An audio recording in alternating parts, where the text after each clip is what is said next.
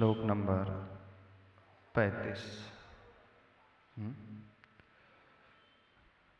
दिव्य ध्वनि प्रातिहार वाला। 34 तक हो गए ना। सर्वप्रथम इस श्लोक के उच्चारण को कर लें।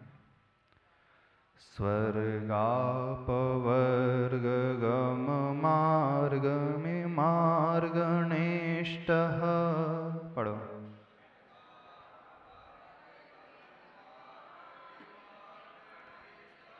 सद्धर्मतत्त्वकथनैकपटस्त्रिलोक्याः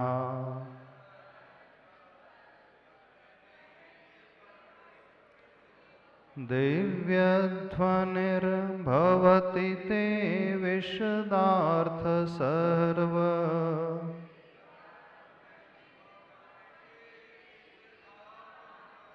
भाषा स्वभाव परिणाम गुण है प्रयोज्य।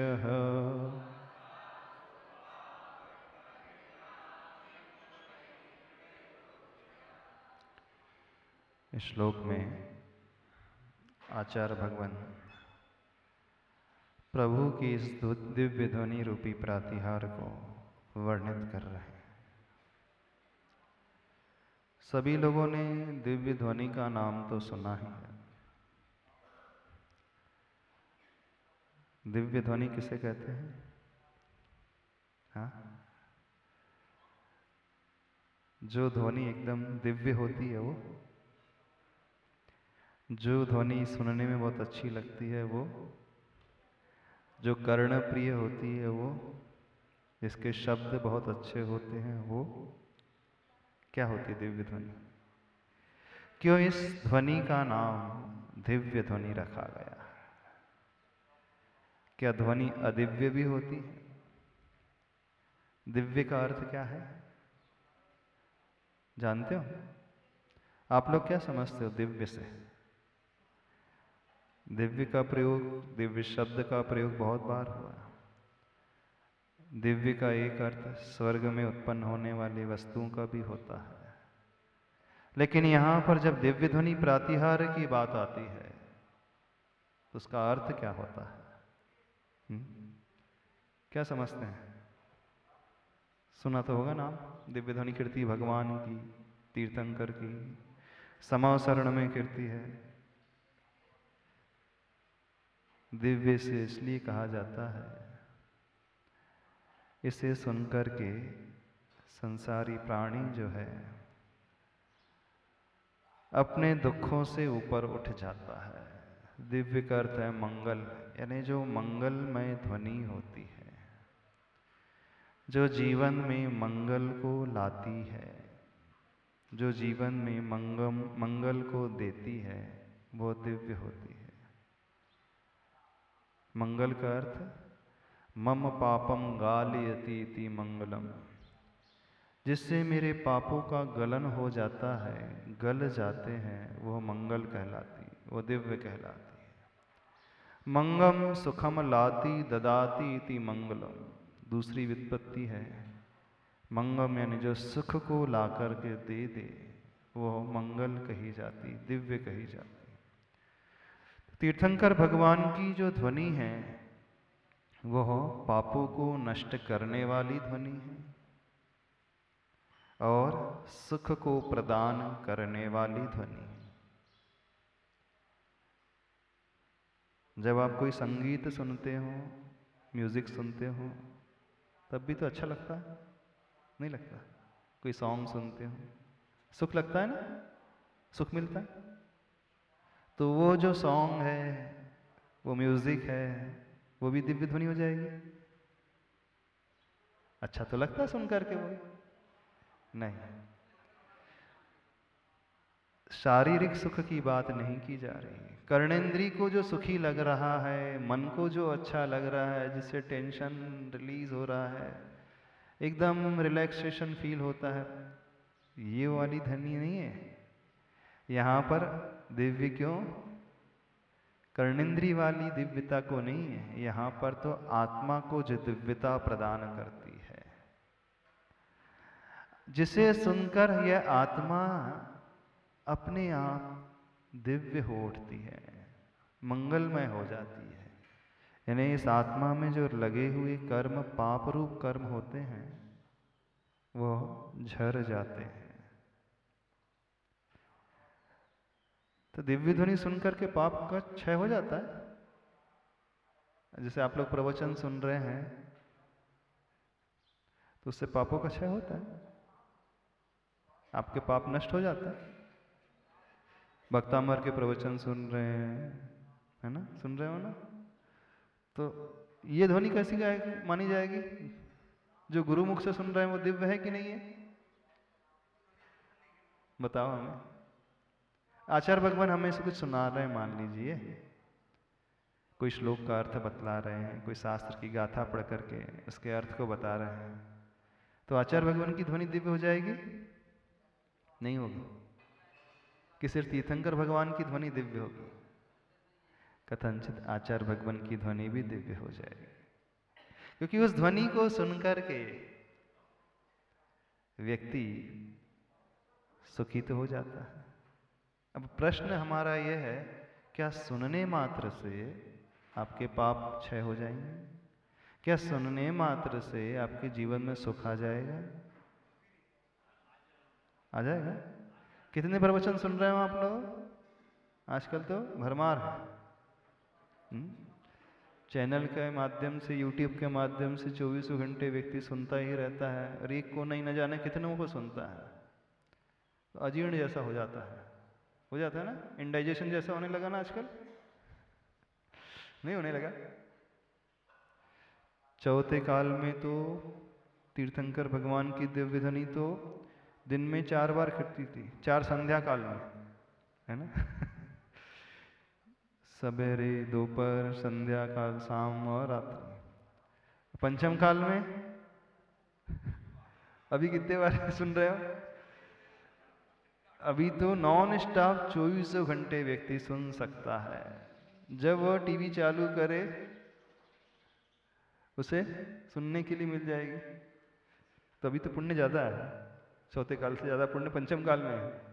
ज्यादा है कि नहीं? इस मायने में तो ज्यादा है। नहीं, इस कंपैरिजन को यदि हम देखें, वहां तो 2.5 घंटे 4 बार, लगभग 10 ही घंटे होते थे। अब यहां तो 24 घंटे मिल रही है कि नहीं? 24 घंटे। तो उस दृष्टि से देखा जाए तो पुण्यशाली पंचम काल के श्रावक ज्यादा है। क्यों नहीं ज्यादा है? बिल्कुल ज्यादा है। हम कह रहे ज्यादा है। हाँ, पहले जो है कम सुनने मिलता था, अब अधिक सुनने मिल रहा है। हाँ, कई टीवी चैनल है, सैटेलाइट चैनल है, और कई तो मोबाइल के, तो वो तो जब चाहे अपने ही हाथ में। तो ये पंचम काल में ज्यादा पुण्य है कि नहीं आप लोगों का? बिल्कुल स्वीकारो ना, इस मामले में क्या। देखो, अपने अनेकांत है, अपेक्षा लगाना सीखो। किस अपेक्षा से कथन चल रहा है? किस अपेक्षा से कथन चल रहा है? अपेक्षा यह है कि व्यक्ति जब चाहे सुन सकता है। अभी हम अपेक्षा कौन सी है? सुनने की अपेक्षा कर रहे हैं। उस अपेक्षा से तो पुण्यशाली है श्रावक, है ना। तो पंचम काल के श्रावक चौथे काल के श्रावकों से ज्यादा पुण्यशाली। तो ये दिव्य ध्वनि क्या सुनने से कल्याण हो जाएगा? अब प्रश्न ये है, हम पूछ रहे हैं, हो जाएगा? आप लोग तो बहुत सुन रहे हो, फिर भी कल्याण क्यों नहीं रहते? यदि इतना अधिक पुण्य है, चौथे काल से अधिक पुण्य पंचम काल के श्रावकों का है, तो फिर कल्याण भी अधिक होना चाहिए ना? नहीं। हाँ, आप सिर्फ सुन ही रहे हो, उसके अलावा कर कुछ नहीं रहे। श्रोता जो ठहरे, कौन है आप लोग? श्रोता। और श्रोता मतलब जो सुने। श्रोता में तो कहीं लिखा कि करता है वो। कर्ता अलग होता है, श्रोता अलग होता है, वक्ता अलग होता है। तो आप लोग श्रोता हो ना, तो आपका काम क्या है? सुनना, बस। इसके अलावा करना धरना तो है ही नहीं। यदि करना धरना नहीं है तो ये सुनना सही सुनना नहीं होगा। फिर क्यों कहा जाता है ये दिव्य ध्वनि कल्याणकारी होती है? ये पापों को नष्ट करने वाली होती है, ये जीवन में सुख को ला करके देने वाली होती है। हाँ, ये तब होगी सुन करके व्यक्ति जब उसे जीवन में उतारेगा। ने जो मनोयोग से अच्छे भावों से सुन लेगा, नियम से कुछ ना कुछ अपने जीवन में चरितार्थ अवश्य करेगा, कुछ ना कुछ इम्प्लीमेंट अवश्य करेगा। और सुनकर के यदि हमने इम्प्लीमेंट करना शुरू कर दिया तो जीवन अपने आप सुखी होता ही चला जाएगा। दुनिया की कोई शक्ति कोई ताकत नहीं है जो रोक दे। बात समझ में आ रही है? फिर भी तीर्थंकर भगवान की ध्वनि को दिव्य क्यों कहा जाता है, उसके पीछे और भी रहस्य है, उसे भी समझ लें। भगवान की ध्वनि कैसी खिरती है? ओंकार में मुख से खिरती है, सर्वांग से खिरती है। सर्वांग से कैसे निकलेगी बताओ? सर्वांग से कैसे निकलेगी? हाँ, होंठ और तालू नहीं हिलते, जैसे हमें ओंठ होंठों का प्रयोग करना पड़ता है, जिह्वा का प्रयोग करना पड़ता है, अपने तालू का प्रयोग करना पड़ता है, तब कहीं शब्दों की रचना होती है। यदि जिह्वा का प्रयोग ना हो तो शब्दों की रचना ना। अब देखना, तीर्थंकर भगवान के लिए दिव्य ध्वनि शब्द कहा है। ध्वनि और शब्द में क्या डिफरेंस है जानते हो? ध्वनि और शब्द क्या डिफरेंस है? बोलो, समझो इस बात को। इनका नाम दिव्य ध्वनि ही क्यों रखा है, उस रहस्य को पकड़ने की कोशिश कर रहा। शब्द के लिए एक विवक्षा तो ये रखी, पाप को नष्ट करने वाली, सुख को ला करके देने वाली, कल्याण करने वाली, इस विवक्षा से दिव्य ध्वनि। लेकिन यदि हम शब्दशः चलना सीखें तो उसके पीछे भी रहस्य है। हाँ, ध्वनि और शब्द में क्या अंतर है? शब्द के लिए महाराज जी हमें तालू और जिह्वा इनका उपयोग करना पड़ता है, लेकिन ध्वनि निकालने के लिए जैसे ओमकार करके हाँ, सुनो, पशु जो है शब्द कहता है कि ध्वनि पैदा करता है। गाय है जो रंभाती है तो क्या हम उसके भी मुख से कुछ निकलते हैं? अक्षरों का उच्चारण होता है, शब्दों का उच्चारण होता है, कि और कुछ उच्चारण होता है? साउंड और वर्ड्स में क्या डिफरेंस है तो समझ में आ जाएगा। साउंड यानी ध्वनि, उसमें अक्षर नहीं होते हैं, पहली बात तो ये समझो। आप कोई म्यूजिक प्ले कर रहे हैं, इंस्ट्रूमेंट से म्यूजिक बजा रहे हैं, एक वीणा है सपोज, तो वीणा को कोई व्यक्ति बजाता है तो उसमें से क्या निकलता है? ध्वनि निकलती है, शब्द नहीं निकलते, अक्षर नहीं निकलते। प्रभु की वाणी को ध्वनि इस कारण कहा है कि प्रभु की जो उपदेश है, वाणी है, वो शब्दात्मक नहीं होती है, वो ध्वन्यात्मक होती है। यानी ओंकार रूप शब्द जैसे फूट रहा है, बस ओम की गूंज सुनाई देती है, निकलती है जो है ओम की गूंज। कैसे? जैसे इस दीर्घ श्वास लेकर के हम ओंकार का उच्चारण करें, जो नाद पैदा होता है, ऐसे ही समव शरण में वो नाद पैदा होता है। लेकिन जो सुनने वाले श्रोता हैं उन्हें ओम नहीं सुनाई देगा, सुनने वाले श्रोता को अपनी अपनी भाषा में सब शब्द सुनाई देते चले जाएंगे। लेकिन प्रयोगकर्ता जो है तीर्थंकर भगवान, वो कोई शब्द नहीं कहते हैं, वो सिर्फ ध्वनि का उच्चारण करते हैं। वह भी सर्वांग से। एक मत, दूसरा मत श्रीमुख से भी आता है कि मुख से भी निकलता है। तो किस रूप में निकलता है? करो, कोशिश करो सुनने की। अच्छे से बैठ जाओ।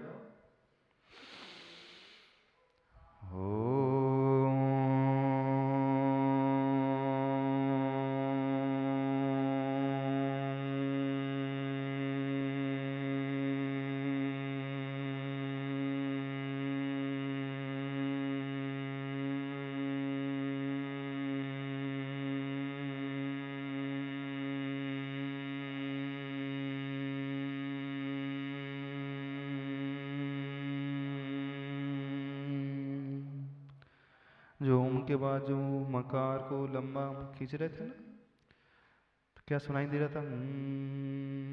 गूंज सुनाई दे रही थी ना। बस प्रभु की ध्वनि ऐसी ही होती, वो गूंजने वाली होती है, कर्ण को बहुत प्रिय लगने वाली होती है। लेकिन सबको अपनी अपनी भाषा में समझ में आने वाली भाषा होती है वो। लेकिन तीर्थंकर भगवान प्रयोग से ध्वनि के रूप में करते हैं, लेकिन ग्रहण करने वाला उसे शब्दों के रूप में ग्रहण कर लेता है। विशेषता समझना, बहुत बड़ी विशेषता है। अभी हमें सिर्फ ओमकार का वो ओम गूंजता हुआ सुनाई दे रहा था, लेकिन तीर्थंकर भगवान का अतिशय है।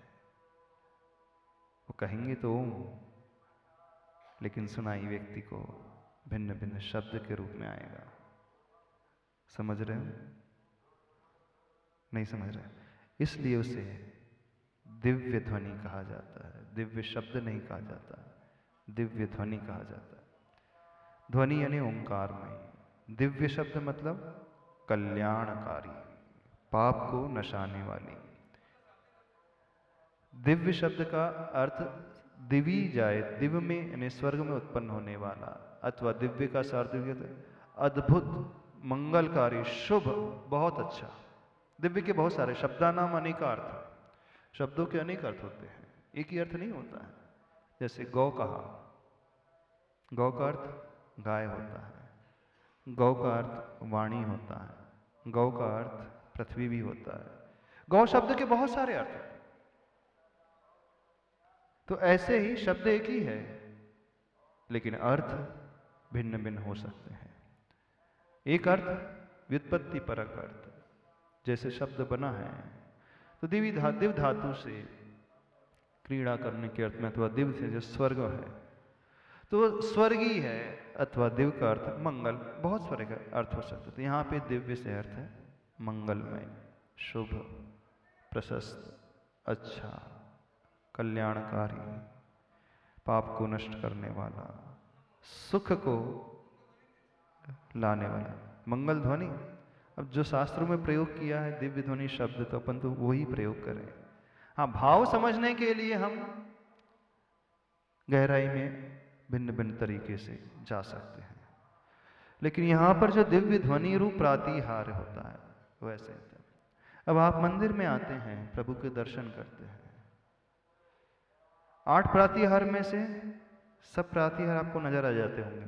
अशोक वृक्ष नजर आता है, सिंहासन दिखता है, भावमंडल दिख रहा है, छत्रत्रय दिख रहे हैं, चवर दिख रहे हैं, पुष्प वृष्टि दिख रही है, और दुंदुभी के लिए वो वाद्य यंत्र दिखते हैं। अब ये प्रातिहार जो है 8वें नंबर का दिव्य ध्वनि आपको नजर आता है? दिखता है कभी वेदी में? किसी ने देखा वेदी में? किसने वेदी में दर्शन करते समय इस दिव्य ध्वनि रूपी प्रातिहार को देखा है? हाँ, नहीं, हम कह रहे हैं दिव्य ध्वनि रूप प्रातिहार वेदी में होता भी है, उसका प्रतीक होता है। यदि आपने प्रतिमाएं पुरानी देखी होंगी, दर्शन किए होंगे, जहां प्रभु के मस्तक के ऊपर पत्थर का छत्र बना, छत्रत्रय बना होता है, बड़ा छत्र, उसके ऊपर मध्यम साइज का, उसके ऊपर छोटे साइज का। उस छत्रत्रय के ऊपर एक ढोलक रहती है और एक अजीब प्रकार के चेहरे वाला व्यक्ति रहता है, उसके हाथ जो है ढोलक में रहते हैं। पुराने जमाने में जो प्रतिमा होती है पाषाण की प्रतिमा, कभी ध्यान से देखना, अभी तो वर्तमान में नजर नहीं आती है। जो सेंचुरी पुरानी है, चतुर्कालीन मानी जाती है, अथवा हजारों वर्ष काले पाषाण की जो प्रतिमा होती है, छत्रत्रय के ऊपर एक व्यक्ति का चिन्ह है और वो ढोलक बजा रहा है, सिर्फ ढोलक, छोटा सा ढोलक बजाते हुए। जैसे ढोलक जब बजती है तो उसमें से ध्वनि प्रस्फुटित होती है। दुंदुभी वाली ढोलक की बात नहीं कर रहे हम, दुंदुभी प्रातिहार तो अलग है, वहां देवता लोग पुंगी बजा रहे हैं, वीणा बजा रहे हैं, वो अलग है बाजे। लेकिन प्रभु के छत्रत्रय के ऊपर कभी ऐसी प्रतिमा मिल जाए तो ध्यान से देखना। पूज्यवर अभय सागर निर्यापक मुनिश्री अभय सागर महाराज जी ने हम लोग को एक बार बताई थी बात। बोले देखो, उन्होंने देखे पुरानी प्रतिमा के दर्शन करते समय बताए थे, देखो उन्होंने हमसे पूछा था, बोले ये क्या है? उस समय अभी भी नहीं मालूम था क्या है, मुझे पता नहीं महाराज जी, समझ में नहीं आ रहा क्या है। तो बोले ये देखो, ये जो है प्रतीक है, ये दिव्य ध्वनि का प्रतीक है। छत्रत्रय के ऊपर वो रचना बनी रहती है। ध्यान से कभी देखना, कोई प्राचीन प्रतिमा मिल जाए। बहुत सारी प्रतिमा आपको क्षेत्रों में, जहाँ पुराने क्षेत्रों में दर्शन करने जाते हैं, अब ध्यान तो नहीं आ रहा हमें, पर बहुत जगह मिल जाएंगे ऐसी पुरानी काले पाषाण की प्रतिमा जो है, सैंडस्टोन की प्रतिमा है, मिल जाती है। तो वो जो प्रतीक है वो दिव्य ध्वनि का प्रतीक है।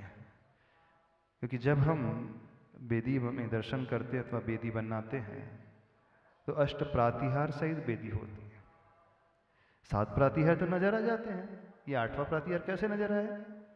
तो 8वां प्रातिहार इस रूप में बनाया जाता है।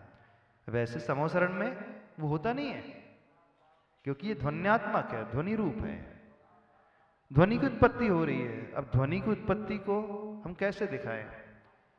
जैसे आप मोबाइल में कोई सॉन्ग प्ले करते हैं ना, अथवा म्यूजिक प्ले करते हैं, तो वहां 3 लाइन आ जाती है और एक ऐसा साइन बनता है, ऐसा साइन बनता है ना। म्यूजिक में आ रहे हो, कोई धुन आ रही है तो धुन का साइन कैसा होता है?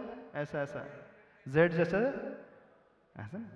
तो वहां पर उस रूप में उन्होंने इस ध्वनि को दिखाया, इंगित किया है। अब ध्वनि तो कर्णेंद्रिय का विषय है और हम देख रहे हैं चक्षु इंद्रिय से।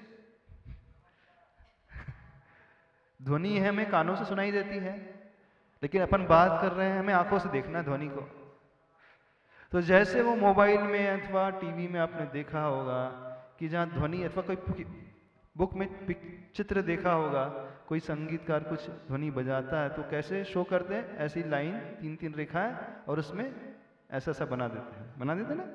कोई भी म्यूजिक क्लास को अटेंड आपने किया होगा तो म्यूजिक टीचर से सुना होगा तो बुक्स को देखा होगा। तो अब कर्णेंद्रिय के विषय को हमें चक्षु इंद्रिय का बनाना है, आंखों से देखना है, तो कुछ ना कुछ तो शो करना पड़ेगा। तो एक माध्यम होता है शो करने का। तो बुक्स में इस प्रकार से रिप्रेजेंट किया जाता है कि शब्द निकल रहे हैं, ध्वनि निकल रही है, संगीत निकल रहा है, संगीत की वो स्वर लहरी जो निकलती हैं, तो ऐसी लेयर जो होती हैं, लहराती हुई जो रेखाएं होती हैं, उसके ऊपर ऐसा ऐसा बना दिया जाता है। हाँ नहीं, ओंकार का प्रतीक चिन्ह नहीं बना है, वो ध्वन्यात्मक वो निकला है, तो वो प्रतीक चिन्ह है। अब हमें प्रभु के दर्शन करना है और दिव्य ध्वनि को सुनना भी है। कैसे सुनोगे आप? सुनते हो मंदिर में आके दिव्य ध्वनि को? दिव्य ध्वनि को सुनते हो? बतलाओ। हाँ, घंटी बजाकर नहीं, प्रतिमा के दर्शन करके एकाग्रता लाते हुए वह सुनने की कोशिश करें उनसे कुछ बोल रहे हैं। मूर्ति बोलती है कि नहीं बोलती? हमें बताइए। प्रतिमा बोलती है नहीं बोलती है? नहीं बोलती? बोलती है। हमारे जैसे भाव है ना, वैसी बोलती हुई नजर आती है हमारे। हम जिन भावों को लेकर के प्रभु के समक्ष आते हैं मंदिर में, जिनालय में, जिन भावों से भरकर के प्रभु को देखते हैं, ऐसा लगता है कि प्रभु वैसा ही वैसा बोल रहे हैं। उनके मुख की आकृति बिल्कुल उसी रूप में नजर आती। कोई व्यक्ति गुस्से से भर करके आता है ना, तो ऐसा लगता है कि प्रतिमा भी थोड़ी आक्रामक मुद्रा में आज। और कोई व्यक्ति बहुत सरल भावों से, एकदम क्षमा के भावों से भरकर, शांत परिणाम होकर, प्रसन्न चित्त होकर के आता है, गदगद भावों से, तो ऐसा लगता है प्रतिमा भी मुस्कुरा सी रही है। लगता है ना? नहीं लगता? फुर्सत होगी तो देखा होगा कभी आपने, फुर्सत नहीं होगी आपको कभी देखने की, क्योंकि आप तो मुड़ पटक करके चले जाते हो, चावन चढ़ाए मुड़ पटके चलते बने। क्या देखना रोज रोज वही भगवान है, क्या देखना? एक दिन देख लिया, 2 दिन देख लिया, स्थापित तो कर ही दिया, हमने तो स्थापित कर ही दिया, हमारे परिवार की तो मूर्ति है। हाँ, जब स्थापित करी थी हमने, अच्छा बहुत सारे काम भी करना पड़ता है मंदिर में आकर के, बस देखने थोड़ी पड़ता है भगवान को अकेले, पूजा भी करना है, पाठ भी करना है, तत्वार सूत्र भी पढ़ना है, जाप भी देना है, हाँ और क्या क्या करना है, ढेर सारे काम है ना, एक ही थोड़ी है, बोला बहुत सारे कार्यों में आप व्यस्त रहते, बिजी रहते हो ना, तो कितने को निपटाए महाराज जी, अब एक ही को देखते रहे। और भगवान भी बहुत सारे हैं, कितनों को हम देखते रहे, आखिर कोई लिमिट भी होती है कि नहीं? तो आप लोगों को पहले सोचना था, इतनी सारी मूर्ति को रखवा दी आप लोगों ने, क्यों 24 ही बनवा दी? एक ही बनवाते, एक ही रखते, हम शांति से बैठ करके निर्विकल्प होकर के देखते। चलो एक ही प्रतिमा जहां है, थोड़ा बड़ी विशाल प्रतिमा है, तो कभी भगवान की उस वाणी को सुनने की कोशिश करते हैं कि वो प्रभु हमसे क्या कह रहे हैं, क्या उनके सर्वांग से निकल रहा है? हाँ, सर्वांग से भी निकलता है वो पॉजिटिव वाइब्रेशंस, क्योंकि जब ओम की ध्वनि होती है तो वो शब्द निकलते हैं और शब्दों का स्पंदन हम तक भी होता है कि नहीं?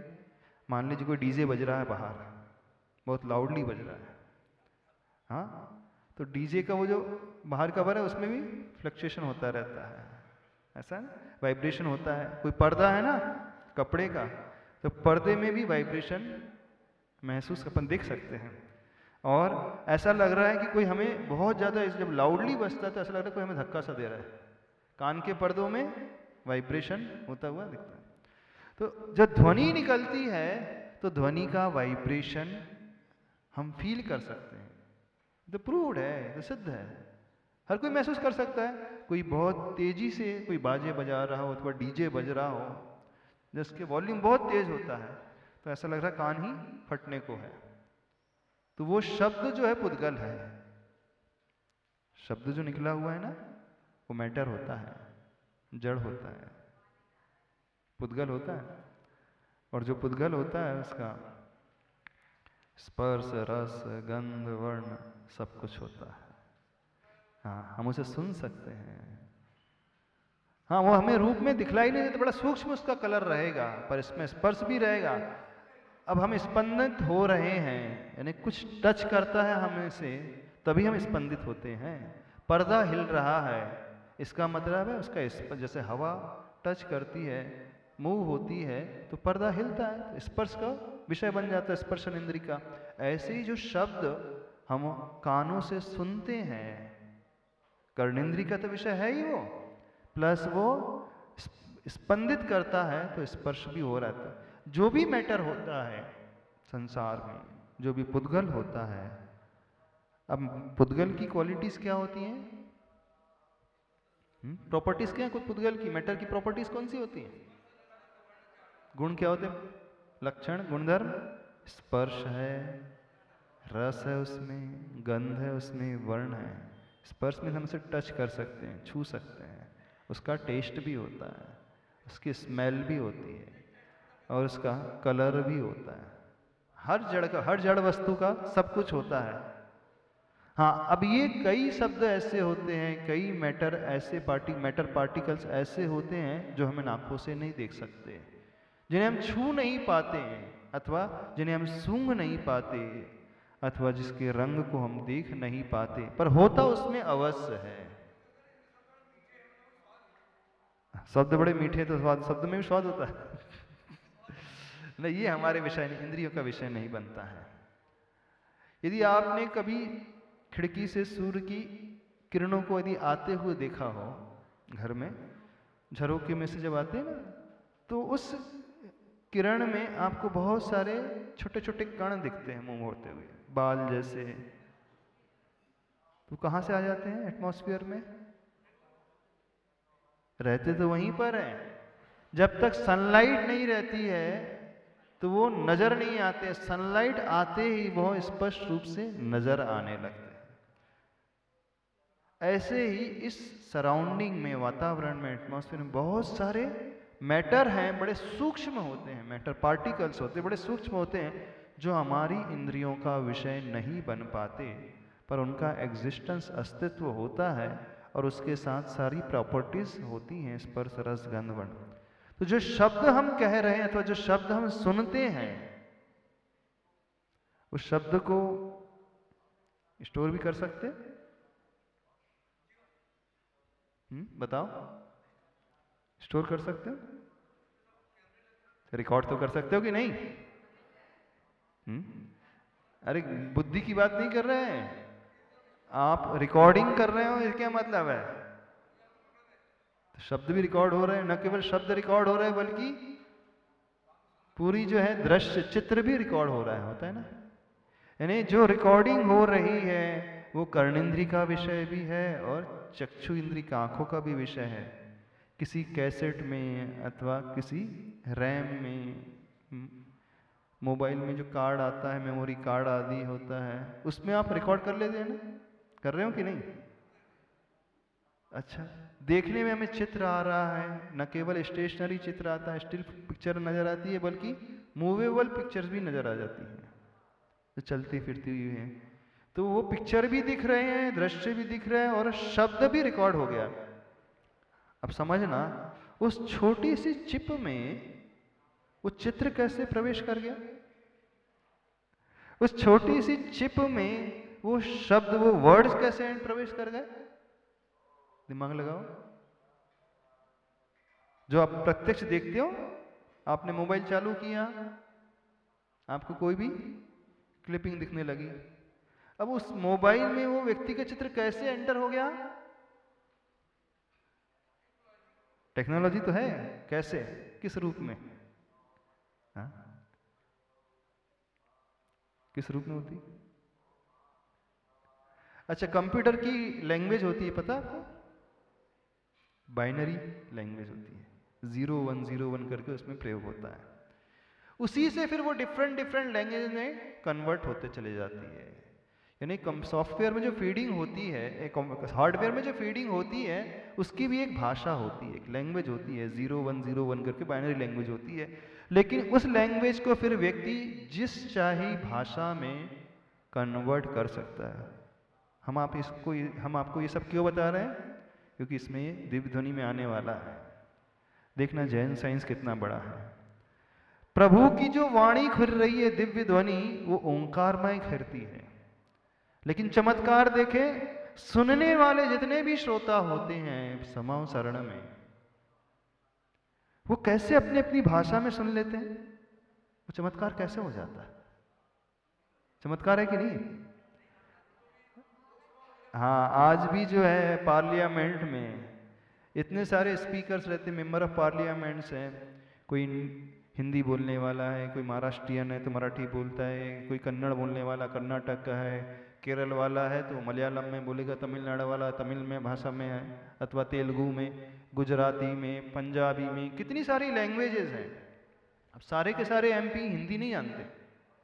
जो मेंबर ऑफ पार्लियामेंट है, लोकसभा के जो सदस्य हैं, उन्हें हिंदी भाषा नहीं आती। अब भारत देश की संस्कृति ऐसी है कि सभी भाषाओं का संग्रह है वहां पर। अब वो अपनी लैंग्वेज में स्पीच देते हैं, लेकिन सुनने वाले अपनी भाषा में सुन लेते हैं, हेडफोन से सुन लेते हैं ना। यदि जब तक ये इन्वेंशन नहीं हुआ था, 50 साल पहले आपसे पूछा जाता, कहा जाता कि ऐसा भी होता है कि कोई कहे किसी भाषा में और सुनाई अपनी अपनी भाषा में दे दे, तो आप लोग मानते नहीं, तैयार हो जाते? कैसे पॉसिबल है? जो हम बोलेंगे अ बोलेंगे तो आई तो सुनाई देगा कि का सुनाई दे देगा किसी को? मान विश्वास हो जाता इजीली। 50 साल पहले जब तक ये इन्वेंशन नहीं हुआ था, विश्वास हो जाता? नहीं होता। पर देखना, तीर्थंकर भगवान लाखों करोड़ों अरबों वर्ष पुराने हो गए हैं, कोड़ा कोड़ी सागर बीत गए हैं, कितने अनकाउंटेबल ईयर्स। उस समय तीर्थंकर भगवान की दिव्य ध्वनि ओंकारमयी खिड़ती है, और वह ओंकारमयी भाषा जो वाणी शब्द ध्वनि है डिफरेंट लैंग्वेज में कन्वर्ट होती है। तो आप बोलोगे सब फिकोलॉजी से चल रही है, विश्वास तो होता नहीं, इजीली विश्वास हो जाता नहीं होता।